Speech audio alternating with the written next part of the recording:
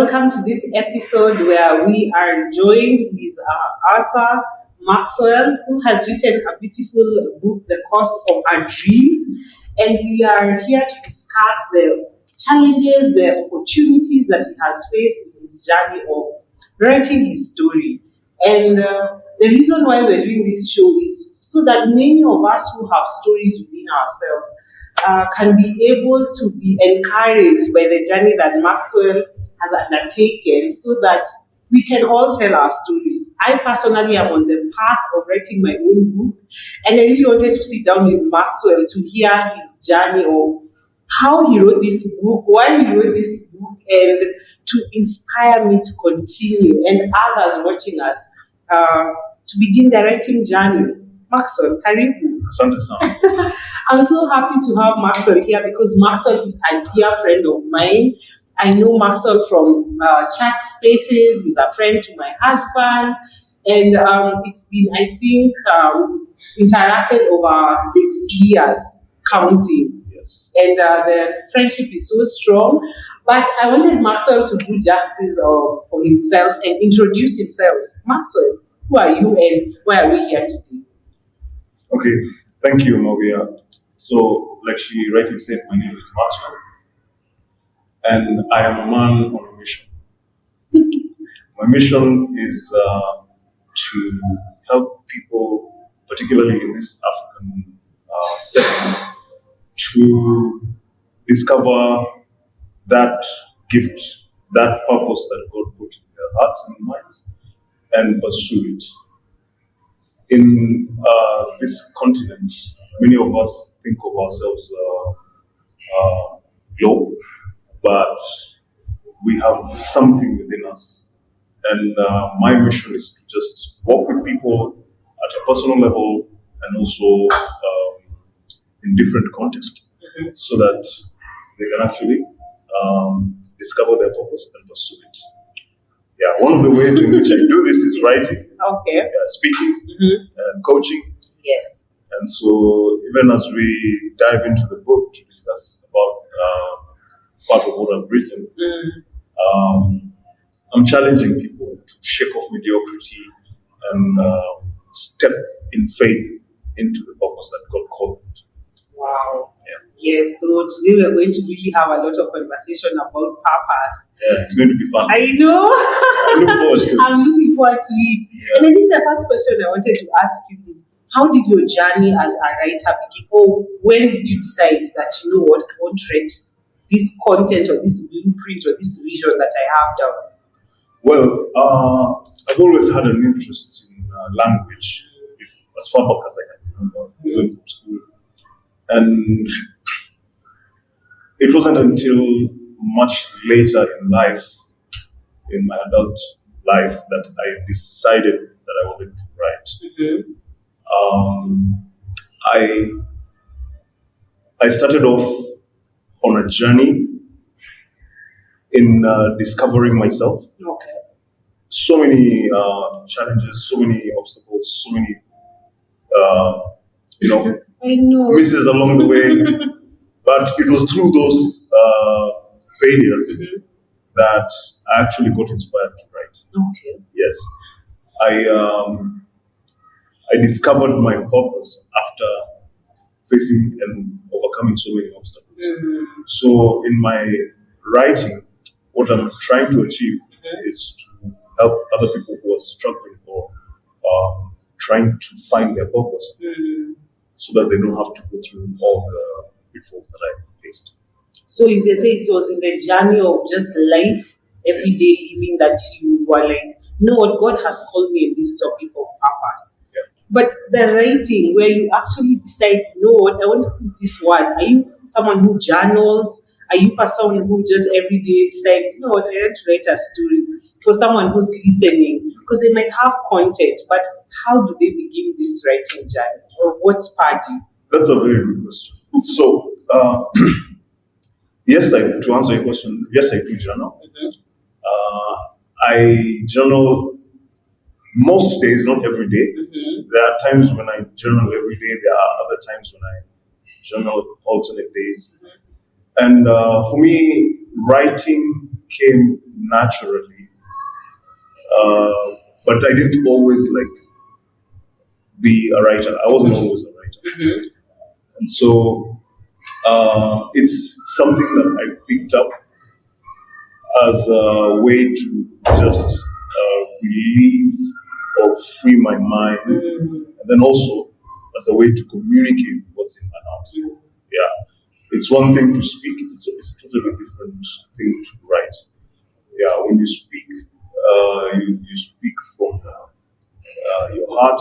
When you write, you can actually go back and rewrite. You know, so writing for me is something that just communicates what's in my heart. Yeah. So, how was the course of a dream, pursuit of purpose, birthed? Particularly this particular topic, the course of a dream. Why even that title? Okay, that's a good one.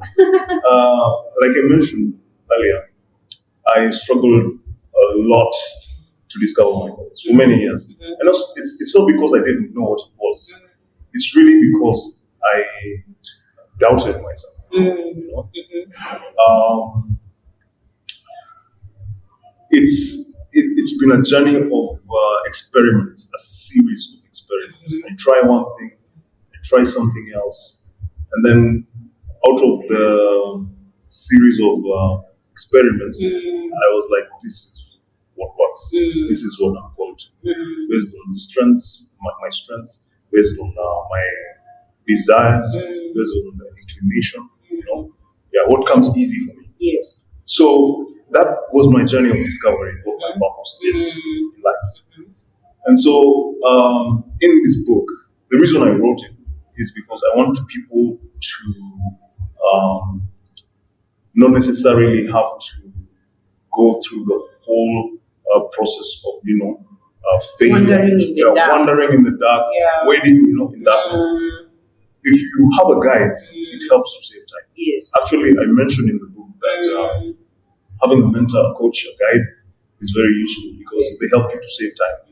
Yeah, you can actually achieve more, become a success sooner if you have a guide. So I offer this book as a guide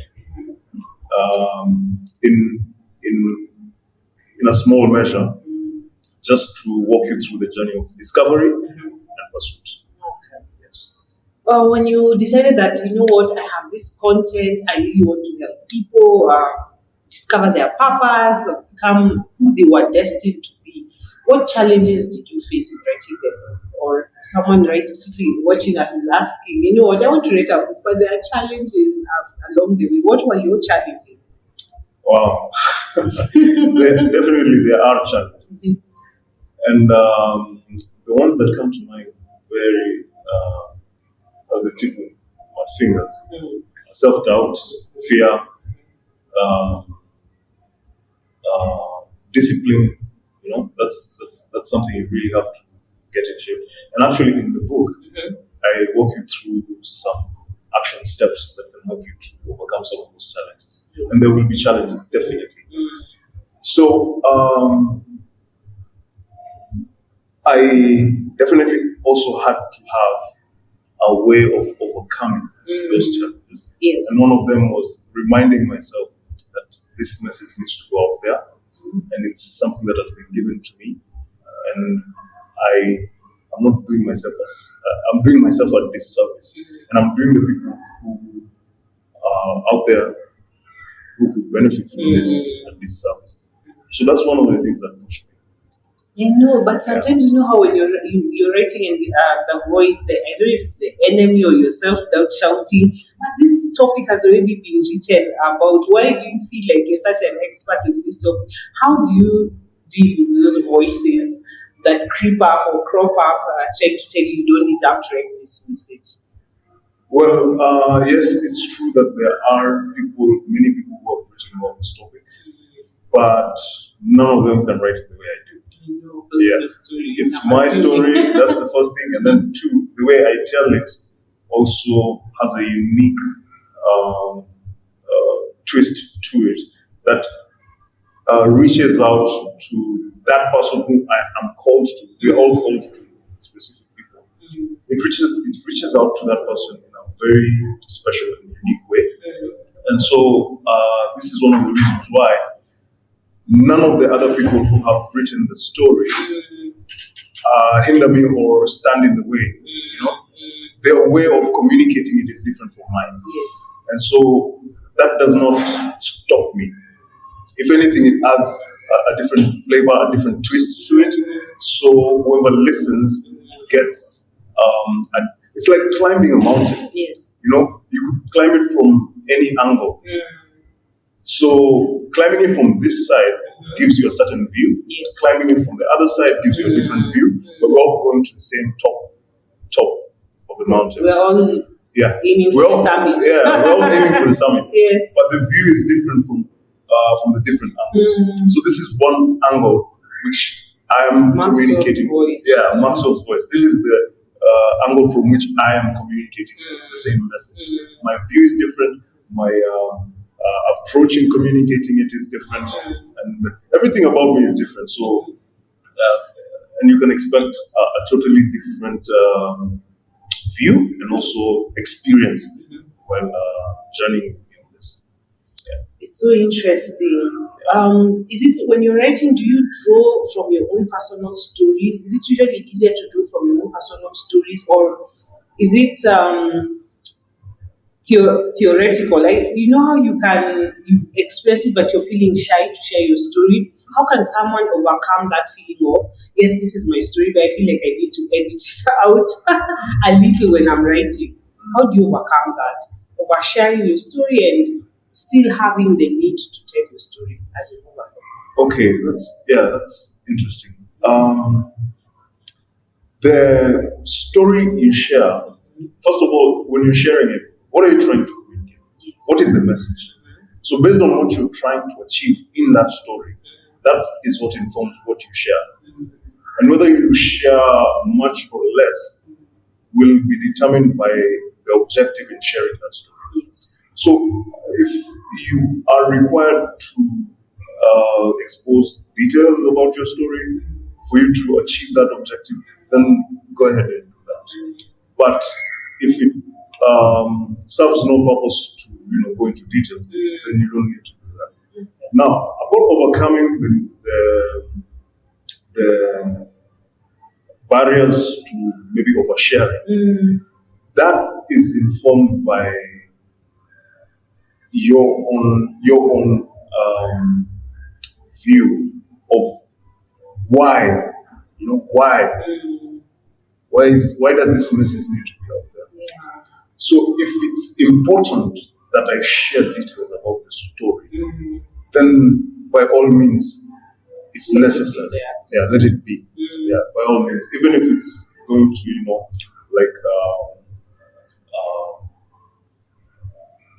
maybe be a little too much. But of course, you need to also be comfortable sharing it. Yeah. Okay. Yeah, you need to also be comfortable sharing it. So it's a personal thing you need to decide. But at the end of the day, the point is, what is the why? What is the why? Okay. Yeah. As I was reading this book, because I have read it, there was a part that I loved in the book. Allow me to share this snippet. I want you guys to get this. But discovery of purpose can only be in God. And as I was reading it, I was like, why did you say that? It really stood out for me, because I feel like there are some people who don't know God, but they look like they understand their purpose here on earth. But that statement, discovery of purpose can only be in God. What led you to write that? Well, there's a very simple answer to that. Everyone born of a woman came here because they were sent by God. Yes. This is my personal belief. And when God sent you here, He was sending you here for a purpose, for a reason. You didn't just come to breathe this air for free and then leave. You didn't just come to take up space and then leave. Consume oxygen. Yes. And nobody can sneak into this earth without God having a hand in it. So all purpose begins with God. And for people who seem to, have the hang of it and not necessarily have a relationship with God, well, what I could say about that is it doesn't necessarily mean that they are on purpose. Yeah. Things are not always what they seem. Okay. Yeah. So you can be standing here judging them that they look like they're living a life of purpose. Yeah. But it's not quite what it is. To say something also about that, God communicates to us in different ways, and one of the ways He communicates is through our experiences, people around us, and also our personal. And God communicates to people who have not, given their lives to Him also. Yeah. Yes. We're all His. He lets the sun shine on all of us. He lets the rain fall on all of us. Yes. Yes. So He's not biased because of anything. He's a just God. He's a just God. He's a faithful. So, for someone who may not have, accepted Christ or given their lives to Him, it doesn't mean that God does not communicate to them. And the other point that I mentioned earlier is that He communicates to us in different ways. Yes. One of which is our experiences, like I said, and also our gifts, our skills. Yeah, this is God communicating. Yes. And also, I would say, even our talents. Our talents, yeah. Yes. The people around us, yes. They can give us feedback. So it's possible to be on purpose and not necessarily having given life to Christ. Because there is a way that God can communicate to someone, and it's not necessarily the way you were thought. There's some people who get communicated through art, through others, through music, but He has His own way, I think, of communicating to you, for you to discover your purpose. Yes. Because I was reading this book, you really, can I say, drew a lot of material from the Word of God. Why was that important for you to reference the Word of God or Scripture in your writing process? Okay. I believe that God has communicated to man through the Scriptures. This is my personal belief. Yes. And it's a guiding, it's what guides me. And so when I reference Scripture, it's personally what I believe to be true. And it's also like what has worked for me, in the past. And I see it working in other people's life as well. Yes. So it's just a point of, it's a question of belief, what I believe to be true. Yeah. As simple as that. Wow. Yeah. So because you believe it's true, that's why you're able to draw so much from it. And I believe it guided your writing process. Oh, yes. In fact, I believe that God has a purpose for all of us, and He puts it in our hearts. When we read Scripture, when we spend time with Him in prayer, He reveals it to us. It could come in a dream, it could come in a vision, it could come as an idea, it can come in any way. Yes. And then what is required of us is now to take action in that direction. What was your writing process? I'm really so interested to know how you write. Like, are you like a morning person, late evening? Do you go away? Do you have to write a given number of word count? What helped you write this? Because one thing I know about authors is that they are disciplined. I believe so. Yes. There's a whole chapter on discipline. Yes. There's a whole chapter on execution, taking action. So for me, what worked is actually what I've shared in the book. Yes. I have a systematic way of operating. For me, what works is the morning time. but it's not restricted to that. No, it's not restricted, but I prefer that. So I have a schedule, like a morning routine, and right after that, I start the work, which in writing is writing.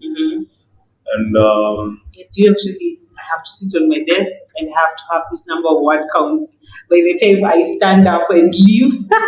Well, I struggle with that. That's why I'm asking. Yeah, I know what you mean. For me, I really had a strict deadline and I had short amount of time to complete. So I would really push myself. At times, I actually felt I was pushing myself too hard.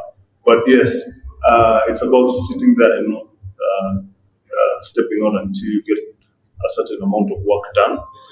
But that needs to be balanced as well, because it's possible to do that and be burnt out. So how does balance look like? Balance means when you have hit when you're tired, just step out and get a break. Yeah, you can do it in 1.5 hour blocks, or you can do it in 1 hour blocks, and then taking breaks in between. But depending on your personal ability to get work done before you get break, you decide the amount of time. So it's really a very personal journey, very personal. But for me, 1 hour, 1.5 hours, and then a short breaks of about 15 to 20 minutes, and then I get back at it. Really what it is. But not, do you do it like the whole day, or just the morning blocks and then? So for a part of it, it was just mornings, and then in the afternoon I would do something else. But when I really needed to clock in the hours, I would do it the whole day. Do you get away? Do you get away to nature? I've had when you write in nature, it's easier because you're blocked out to the world. Is it easier for you, or you're able to work in just normal environment? No. For me, it was a very secluded space.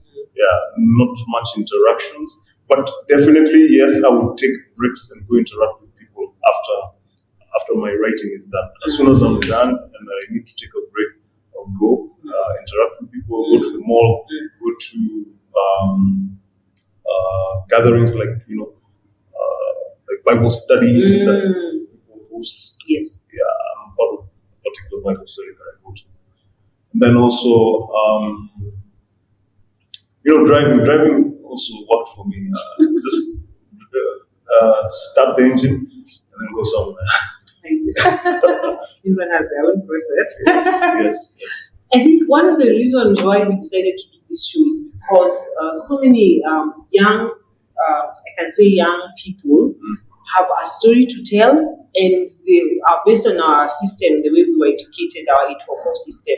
It never really painted a picture of someone can become an author or live a career that they depend on writing if you're not doing journalism, that is.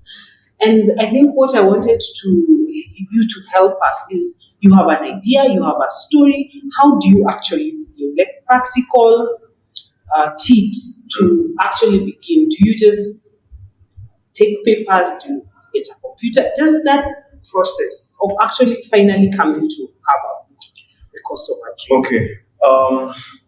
So the advice that I would give is start from where you are with whatever it is, which is just taking some small notes, and journaling actually is a good practice. And then as you begin to journal whatever it is that comes to mind, whether it's creative nonfiction or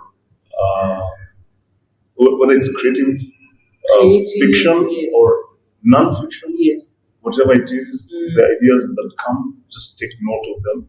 And one thing I discovered for myself personally, when I started writing or taking those notes, ideas would come. More ideas would come, yeah. And it was very strange. It was very nice. Particularly in the morning. For me, the very early mornings between 4 and 5 and 6.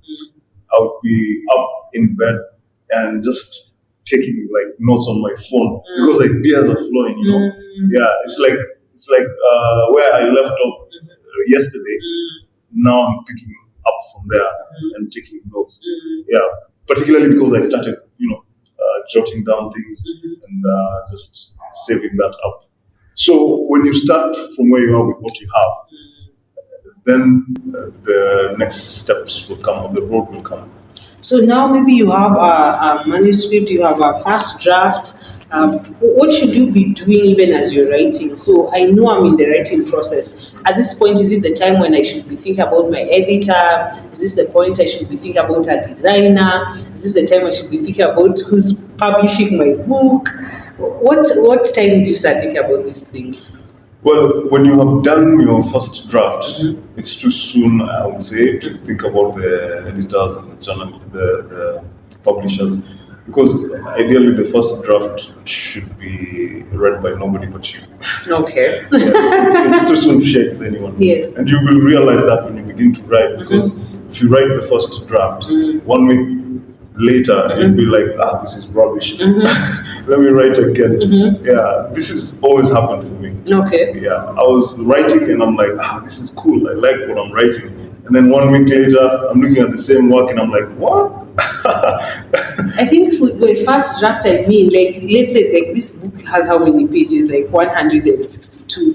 When will you call like my first draft? I can share it with someone ready and completed. So when you're sharing it, it's not your first draft. It's your what draft? It's not your first draft. Maybe your 7th or 10th or even 20th, depending on your writing. There are people who are at the very beginning, and there are people who are a bit more experienced. So depending on where you are on that first time ever to write a book. So then you'll probably be sharing. That's my audience. You'll probably be sharing your 20th draft. Okay. Because you have to write it, you have to rewrite it, you have to rewrite it again. And this is my experience I'm sharing. I'm not telling you that this is how it's going to be. Or definitely, this is Maxwell's This is my experience. Yeah. Yes. So you have to really refine what you have written. And the more you write and rewrite, the more you realize the very first draft is never like the best. It's never. Yeah. So now you have found someone. When do you? This is your 20th draft. When do you move to an editor's stage? Because someone wants to actually have a book at a bookstore. Well, by the way, I hope I'm not discouraging people when I say the 20th draft.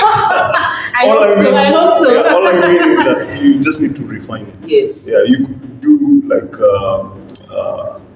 your close friends and family, maybe for like the 5th or 7th or 10th draft, you could, share with people and then get feedback before you proceed. Like I shared with some people and I got really useful feedback. So intimate circle? Inner circle. Yeah. Inner circle before then, now even you're thinking about getting an editor? Yes. Okay. Yes. Okay. Yes. So now you want to get an editor. What stages? Like maybe just give a rough draft of what the stages for one to get from move from inner circle to a complete book. So you've written your first draft or your initial drafts. Drafts. Yeah. Yeah, to be clear. And then you've shared it with your inner circle and they've given you feedback and you have incorporated the feedback. So the next thing would be to check with an editor. And the editor, their work really is not to change what you've written. Their work is to be a sounding board, like give you a different view or an editor's view. Maybe the English, the content, the message, or how it's been structured, how it can be improved. So basically what their work is to improve on what you already have. And I usually say to myself that the editor is not really supposed to change what I've written. Your content. No, they're not supposed to change it. They're just supposed to make it come alive. give it a certain external view from an experienced eye. Yeah, someone who has been exposed to good writing giving you feedback and helping you improve on what you already have. But the message should be your message, and the voice or the tone or the flow should be yours. Yes, they should not take that away from you. Okay. Yeah. So then now you've had your editor, you had a look at your book, designer, publishing. But then did you self-publish or? Yes, I self-published. Yes. Yes. How was that? Why did you self-publish instead of going through the normal publishing route? Yes. So I know there's a lot that goes into working with a publishing company because they have to, put their checks and their barriers. So what I wanted to achieve is get the book out there. I didn't want to have excuses for not publishing. Yes. So whatever the publisher or whatever obstacles they would have, I wanted to get past that. And then now, having published it, having it out there, I can now think about, talking to publishers and engaging them to now get to the next level. Okay. Yes. I can tell that there's like a second or third book. Oh yeah. Definitely in the pipeline. Yes, there is. I have actually something else coming up, but then I don't want to talk about it Yes. much. It's too soon. No, I know. So what was your hope for someone who was going to read The Cost of a Dream? When they read this book, what did you want them to come out with or to get? First is that there is something inside of you that God put in there and it needs to be out. There's a purpose for which God created you. And you discovering that and taking positive action to bring it out will be will add value to someone else, others, and it will also add value to you. So I want you to be awareness of yourself. That's the message I share. I want you to be aware. The first thing is aware of who you are, where you are, and where you need to be. And then it's a 360 awareness journey. And then the next thing is discovery of purpose, what it is exactly that you have been put here on earth to do. Then the next thing will be execution, taking positive action towards that direction, towards that end. That involves discipline and resilience because it's not going to be easy. And then finally, excellence. Excellence is quality or it's a spirit with which you do what you do. I usually tell people, I heard somewhere, that how you do anything is how you do everything because it comes from the spirit, it comes from who you are. And so if you can do or act or come from a place or spirit of excellence, it will affect the value or the quality and also the message of the work that you do. Okay, thank you so much for that. If someone they still feel like, you know what, I know my purpose is unclear, it's still muddy, but I know I want to make it more refined or clarify it, how can they reach out to you to be able to get guidance? Okay, so I'm on social media, Max Kezengwa on IG, Max Kezengwa on Facebook, Max Kezengwa on LinkedIn, and you can also call me on the number on your screen. Thank you. Yeah. Share. Yeah, please do. And that's how you find me. Okay. Yeah, I'm open to discussions on how to help you discover your purpose, and if you've found it, to help you stay on top. Thank you so much. I got this book. This is my own personal copy. You can see it's very highlighted.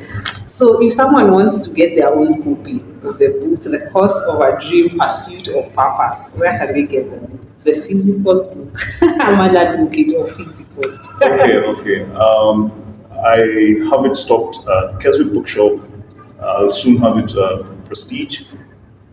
I also have someone who does deliveries, so if you'd like it to deliver, you can just call up this number and it will be delivered anywhere around town or Nairobi. Thank you so much. Yeah. What are your parting shots for young aspiring writers who are out there looking at you proud, like, wow, he has a book? What are your last parting shots for them? Your dream is valid. Your dream is valid, and it's within reach. But you have to count the cost and you have to pay the cost. So don't overthink it. Don't be trapped in perfectionism. Don't be trapped in over analysis paralysis. Yes. Take that first step, and the road will come as you take it. So I just want to encourage you to don't wait one more day. Step out now, and you'll be surprised at what happens.